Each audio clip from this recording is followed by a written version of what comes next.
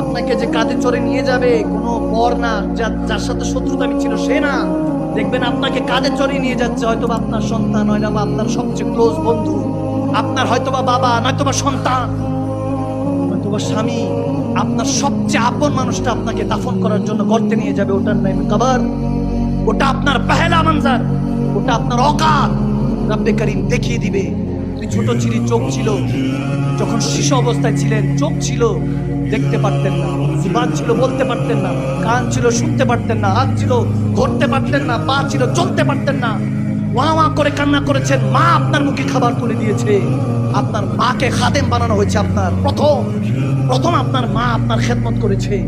বাবা আপনাকে তখন ভালোবেসেছে যখন যেদিন বাবা ডেকেছে।